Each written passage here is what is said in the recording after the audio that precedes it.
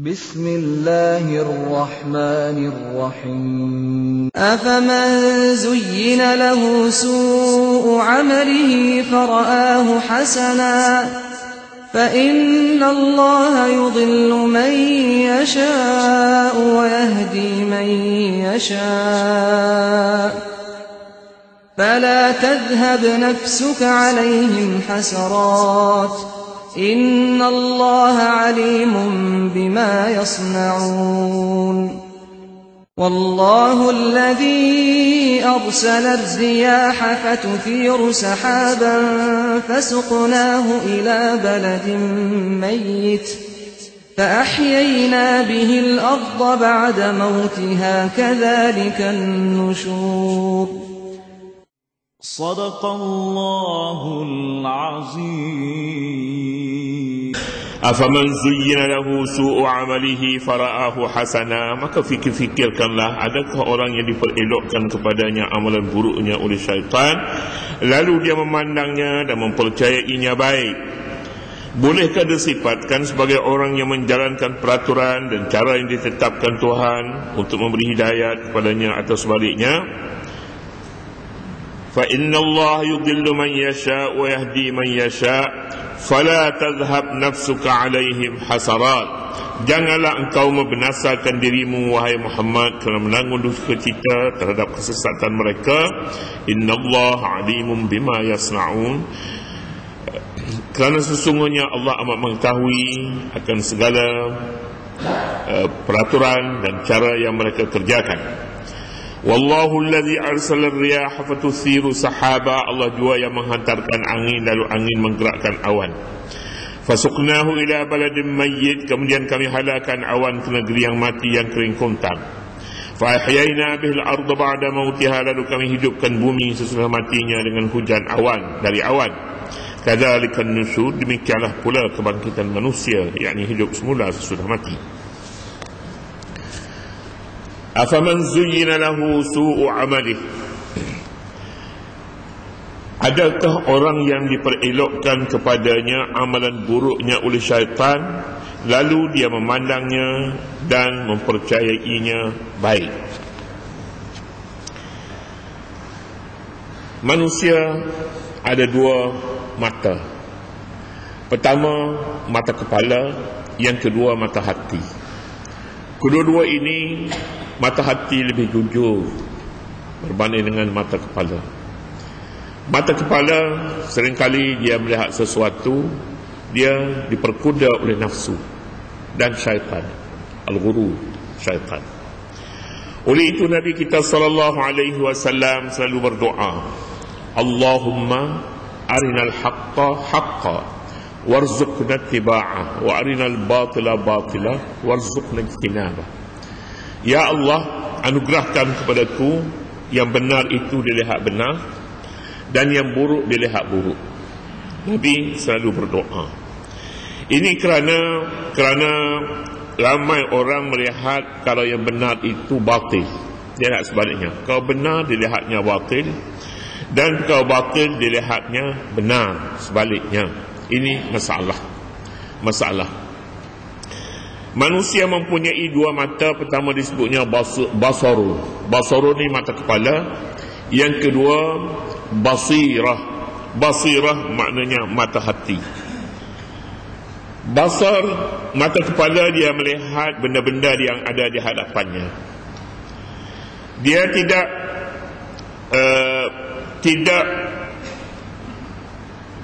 tidak berbeza dengan orang lain yang melihatnya. Tentang perkara merah itu merah, putih itu putih. Semua orang yang merah kata merah. Tak ada orang kata hak merah tu dia kata putih, hak putih dia kata merah. Tak ada. Tetapi yang khilafnya ialah tentang pandangan mata hati. Mata kepala tak apa. Mata kepala dia, mata hati ni masalah. Ya. Mata hati, kadang-kadang manusia melihat perkara itu benar, sedangkan dia juga benar.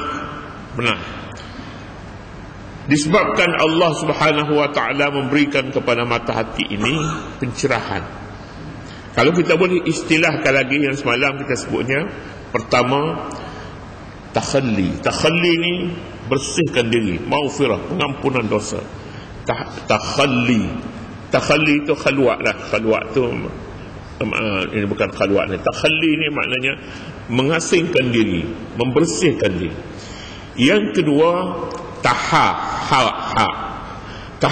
Tahalli artinya menghiaskan diri. Setelah kita bersih, kita hiaskan dengan amal ibadat. Yang ketiga, tajalli namanya. Bezanya titik. Pertama tak ada titik. Yang kedua, ha tu ada titik di atas, jadi kha. Yang ketiga, ha tu juga titik di bawah, jadi jim. Jadi tahalli, takhalli, tajalli. Tajalli ini pencerahan hati. Hati ini perlu digilap. Jika tidak, dia jadi kelabu. Bila dia kelabu, mata dia beri tak betul, dia cakap tak betul. Bila hati itu cerah, dia nampak lebih jauh lagi. Sesuatu perkara yang dia lihat itu, dia lihat dari semua aspek. Manusia seringkali buta mata hati tapi celak mata kepala. Itu yang saya nak sebut tadinya, boleh jadi silap tadi. Mata hati buta, mata kepala celak. Ini jadi masalah. Mata hati maulah cerah, seperti juga mata kepala mau cerah. Apabila mata hati buta, dia boleh membawa kepada manusia dan membunuh dirinya sendiri. Pencuri, perompak, penyamun, jika dia memandang kepada masalah yang akan berlaku pada masa depan, dia akan dibunuh, dia akan dihukum. Dia tidak akan merompak, tak akan mencuri, tak akan meragu. Dia tidak akan melakukan perkara-perkara yang buruk. Sebab mata hati dia cerah, dia memandang lebih jauh ke depan. Lebih jauh lagi dia akan memandang syurga dan neraka. Ini tugas mata hati, dia boleh lihat jauh. Mata kepala dia lihat dekat je, mata hati dia lihat jauh. Mengapa seorang itu dibunuh, dia kenakan hukuman bunuh berbagai-bagai lagi? Kerana dia nampak wang boleh dapat dengan segera. Wang boleh dapat dengan segera, orang ini bunuh, kita ambil kekayaannya, tanahnya, hartanya, perhiasannya, barang kemasnya, habis disapu. Kemudian dia tidak ada dunia lagi di hadapannya. Dia akan dihukum mengikut undang-undang. Habis. Umur dia sudah habis. Dia cadangnya mau kaya cepat. Kalau kaya cepat, tetapi sebenarnya dia membunuh diri sebab mata hatinya buta. Jadi oleh sebab itulah Nabi kita sallallahu alaihi wasallam berdoa, Allahumma arinal haqqa, perlihatkan kepadaku kebenaran itu benar. Arinal haqqa haqqa. Wa arinal batila batila, berikan ku dapat lihat yang batil itu batil. Jika kita lihat sebaliknya, habislah. Kita lihatnya, dia klip-klip itu kita katanya tamam permainan. Kita terkejut, mati kita. Mati kita lihat lain, mata hati yang jadi masalah. Jadi oleh kerana itu, sesiapa yang mempunyai pandangan yang betul, mata hati yang betul, maka dia segala-galanya dalam tangannya. Dunia berada dalam tangannya. Tetapi jika mata hatinya salah, maka dia tak boleh bergerak. Kiri dan kanan sentiasa bahaya baginya. Kiri, kanan, hadapan dan belakang bahaya, kerana banyak sebab-sebab yang boleh memusnahkan hidupnya. Oleh itu jalannya ialah mohon kepada Allah, cerahkan mata hati, usahakan tajalli, usahakan takhalli, pengampunan dosa, bekalkan diri dengan amal ibadat soleh, tahalli. Kemudian mohon kepada Allah supaya mata hati yang ada ini dicerahkan oleh Allah, dapat kita melihat lebih jauh ke depan, lebih jauh, hingga kita dapat lihat pembalasan Allah Subhanahu wa ta'ala yang maha adil di akhirat. Afaman zuyyina lahu su'u amalihi, ini kata nabinya. Afaman zuyyina lahu, adakah kitab pedoman ini, kitab Pimpinan Rahman ini, dia banyak dalam kurungan, menjadi kita pun masuk kurungan dia tu sesat lah, tak boleh jauh, kita tak sekira kurungan. Maka adakah orang yang diperelokkan kepadanya amalan buruk? Siapa yang memperelokkan? Syaitanlah yang memperelokkan dengan kerjasama hawa nafsu. Hawa nafsu yang memberi laluan kepada syaitan dapat mempengaruhi pandangan mata hati. Adakah orang yang diperelokkan kepadanya amalan buruknya oleh syaitan, lalu dia memandangnya dan mempercayainya baik? Amalan buruk dipercayainya baik. Syaitan kata, tak apa. Kita ada caranya. Kita ada cara. Kita bakar ini mayat ini, kita bakar hangus, kita tabur dalam sungai. Tabur. Ini syaitan yang cakap macam tu. Syaitan yang macam tu. Bolehkah dia lari? Sebenarnya jalan untuk tangkapnya, untuk banyak perkara, banyak lagi jalannya, sehingga dia akan dihukum. Orang yang merasakan jalan singkat masih ada di hadapannya untuk mengauk harta. Oleh demikian, hal yang diharam oleh Allah Subhanahu wa taala itu tetap haram, kerana bahaya ini sangat besar. Haram.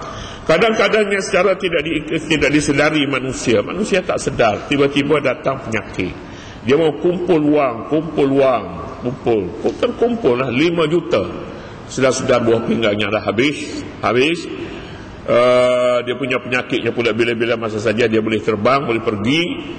Jadi apa jadi kepadanya? Yang jadinya Allah Subhanahu wa taala mengetahui apa niatnya, dan dia tidak mempunyai mata hati yang jauh ke depan. Afaman zuyyina lahu su'u 'amalihi fara'ahu hasana fa inna Allah yudhillu man yasha' wa yahdi man yasha'. Semua kesalahan yang dilakukan oleh manusia, kesalahan yang kita buat, kesalahan, kita boleh rojokkan kepada mata hati kita yang tidak nampak. Oleh kerana itu, kesalahan-kesalahan yang kita lakukan setiap hari disebabkan kita salah. Mata hati yang salah melihat sesuatu itu, yang dilihat buruk, yang dilihatnya buruk tapi hakikatnya baik. Demikian pula sebaliknya. Allah Subhanahu wa taala dalam hal ini mengaitkan kerja manusia, pilihan manusia penentu bagi masa depannya dan masa sedang dia kerjakan. Fa inna Allah yudhillu man yasha' wa yahdi man yasha'. Sesungguhnya Allah menyesatkan orang yang dia kehendaki dan memberi petunjuk kepada siapa yang dikehendaki. Soal pencerahan mata ini anugerah Allah Subhanahu wa taala yang diberi kepada seorang itu melalui 2 tahap sebelumnya. Jika 2 tahap sebelumnya tidak dilalui, bagaimana dia boleh sampai kepada tahap yang 3? Tahap kita sebutnya tajalli. Ini tak boleh sampai. Mahu takhalli terlebih dahulu, mahu tahalli dulu, kemudian baru sampai kepada yang ketiga. Amal ibadat terutama sekali yang memungkinkan, membantu manusia untuk mendapat pencerahan mata hati. Fa inna Allah yudhillu man yasha' wa yahdi man yasha'. Nabi kita sallallahu alaihi wasallam amat bercita terhadap golongan ini. Golongan yang tidak mempunyai mata hati yang baik. Golongan mata hati yang melihat sesuatu lalu dia tersilap mengukur kebenaran dan kebatilannya. Nabi kita menyatakan sikapnya dalam ayat ini, fala talhab nafsuka alaihim hasarat. Janganlah engkau membinasakan dirimu wahai Muhammad, dan menanggung duka cita terhadap kesesatan mereka. Janganlah engkau mereka buat, jika mereka membuat pilihan begitu, maka itulah hasil yang diterima oleh mereka. Sekalipun begitu, Nabi merasakan duka cita terhadap orang ini. Quran sudah ada pada mereka, keterangan Nabi sudah cukup diberikan kepada mereka, namun hatinya buta juga. Maknanya penawar sudah ada di hadapan mereka. Wa nunazzilu minal Qur'ani ma huwa shifaa'un wa rahmatul lil mu'minin. Kami turunkan Al-Quran sebagai syifa, sebagai rahmat kepada orang mukmin. Tapi sekalipun begitu, penawar ini tidak berguna kepada mereka. Bila tidak berguna kepada mereka, akibatnya mereka memilih jalan kesesatan. Nabi berduka cita atas hal ini. Hasarat dalam bahasa Arab, hasarat jamak daripada hasrat. Hasratun dalam bahasa Melayu pun ada diguna. Hasrat dalam bahasa Melayu jauh sekali dengan makna dalam bahasa Arab. Dalam bahasa kita pun dia curi perkataan, tapi dia buat makna lain. Saya berhasrat Mana saya berhasrat ni, saya berkeinginan, bercita-cita agak macam itulah. Fala tadhhab nafsuka alaihim hasarat. Janganlah engkau pergi menghapuskan dirimu kerana duka cita terhadap mereka. Duka cita ini seringkali membunuh manusia. Duka cita, dia akan mati dengan duka cita itu. Oleh kerana itu, hiduplah riang, hiduplah rasa bahagia, percayalah kepada masa depan kita, mohon kepada Allah supaya kita hidup bahagia setiap hari. Berbahagialah dengan kita menjadi hamba Allah. Hamba Allah, laksanakanlah amalan-amalan kebajikan, kita akan bahagia. Tapi orang yang duka cita, dia boleh mati. Setinggi-tinggi dia boleh hidup dalam masa 6 bulan, kemudian dia habis kerana terlalu duka cita.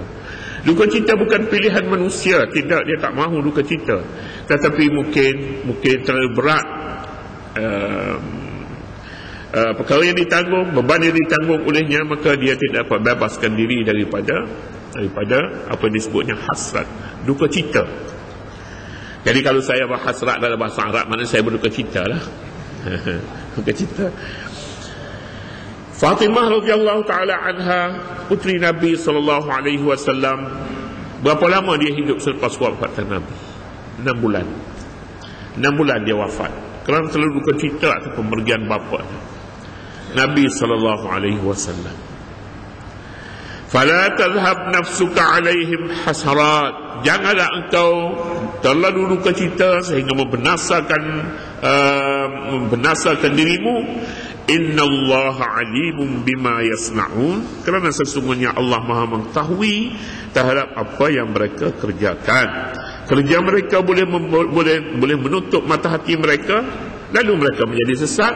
Tapi jika kerja-kerja mereka itu boleh menjadikan mata hati mereka cerah, mereka akan dapat melihat jalan hidayah, jalan yang betul.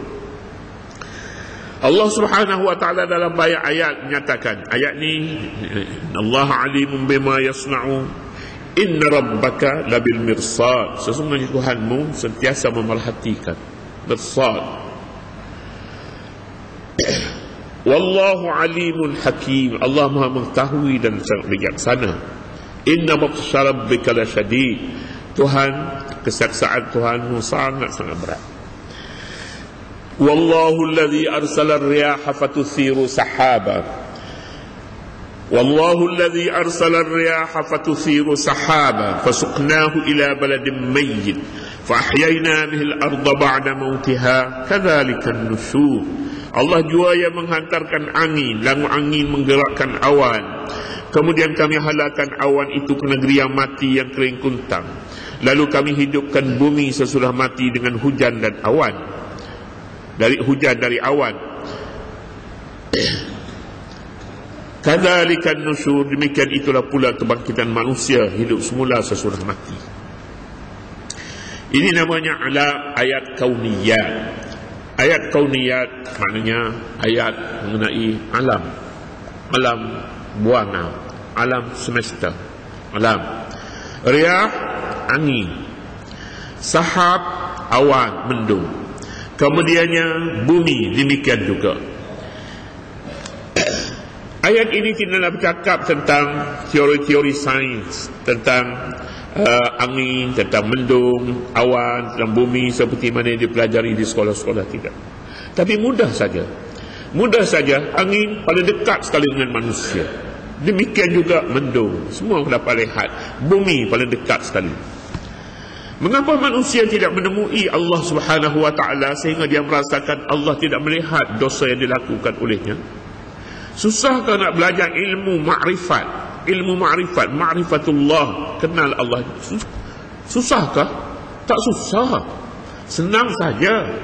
Susahkah nak fikir manusia selepas hidup ini kita akan berhenti sekejap di barzakh, di kubur, kemudian kita akan bergerak pergi ke mahsyar, namanya al-ba'tsu. Bangkit semula. Tak susah. Ayat mengajar kita jika kita susah memahami kewujudan Allah dan kebangkitan pada hari akhirat, perhatikan kepada 2-3 perkara cukup. 2-3 perkara ini, pertamanya angin. Ya, kita pun duk perhati sama angin tayak, kita takut tak ada angin. Tayak motorkar kita tak ada angin, kita pergi buang angin. tumbuh angin, kena masuk keluar angin macam tu. Tak cukup, bukan itu. Sebahagian daripadanya, ya, ini nikmat Allah. Nikmat Allah, angin dan juga awan, mendung. Kita dilitupi mendung, kita tidak dapat lihat bintang. Negeri-negeri yang bersih dapat lihat bintang. Saya pergi ke Uzbek, suka tengok macam-macam dulu 20-30 tahun dulu, senang kita lihat bintang banyak. Sana bintang banyak, sini tak ada bintang, dilitupi mendung. Yang ketiga pula bumi. Ini semuanya ini bekerjasama antara satu dengan lain. Ayat ini menyatakan angin dia menghalau awan, mendung. Kemudian hujan pula, hujan turun dari awan ini berpindah dari satu tempat ke satu tempat dengan tujuannya untuk menghidupkan bumi. Bumi menerima hujan. Apabila bumi menerima hujan, selepas hujan bumi dia akan mengeluarkan tumbuh-tumbuhan. Manusia boleh makan, haiwan boleh makan tumbuh-tumbuhan. Manusia mendapat bekalan yang cukup, haiwan mendapat bekalan yang cukup, manusia hidup makmur. Susahkah pokok-pokok ini tumbuh? Tumbuh-tumbuhan sayur-sayuran tidak susah. Tidak susah, selepas hujan dia tumbuh. Cendawan tumbuh selepas hujan. Begitulah manusia nanti. Kadzalikan nusyur. Begitulah manusia akan dibangkit semula pada hari akhirat. Tak susah. Datang hujan, dia siram sekejap datang bumi itu, manusia pun lahir seperti cendawan. Itulah dia. Susahkah? Tak susah. Itulah kalau sampai kepada setakat itu anda sudah mempunyai ilmu ma'rifat, ilmu tauhid yang cukup kuat. So, cukuplah apabila mempercayai bahawa kita akan bangkit semula. Bukan sedang bangkit macam cendawan kemudian dia mati dengan sendiri itu. Tak ada. Bila bangkit, kita berhadapan dengan menyatakan siapa kita di hadapan Allah.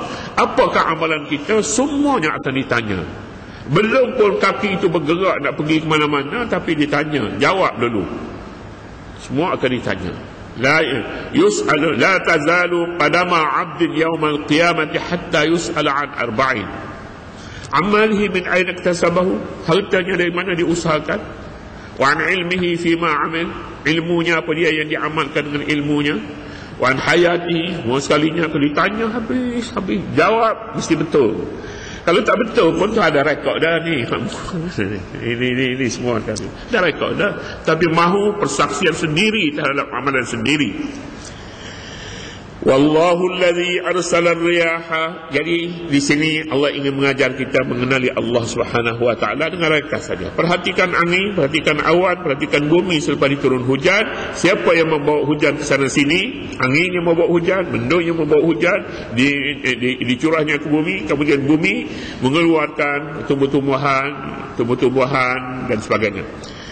Wallahu alladhi arsala riyaha. Allah jua yang menghantarkan angin.